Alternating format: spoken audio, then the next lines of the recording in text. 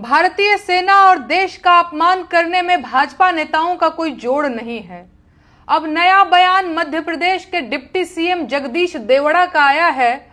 उनका कहना है कि पूरा देश, सेना और सैनिक पीएम मोदी के चरणों में नतमस्तक हैं।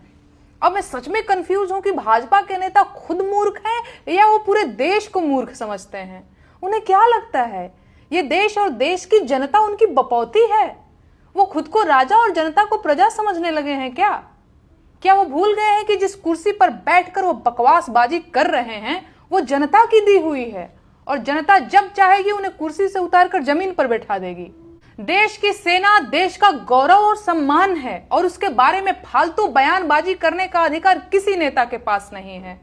भारतीय सेना देश की सेना है, किसी भाजपा नेता की सेना नहीं है। और जिसे इस तरह का कोई भी भ्रम हो वो अभी इसी वक्त दूर कर ले। भाजपा के सभी नेताओं को यह बात कान खोलकर सुन लेनी चाहिए कि नरेंद्र दामोदर दास मोदी इस देश के मालिक नहीं, सेवक हैं और उन्हें खुद इस देश की सेना, सैनिकों और देशवासियों के चरणों में नतमस्तक होना चाहिए।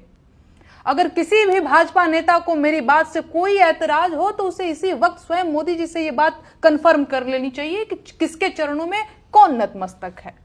राजतंत्र में राजा मालिक होता था, जनता सेवक, लेकिन लोकतंत्र में जनता मालिक है और प्रधानमंत्री सेवक।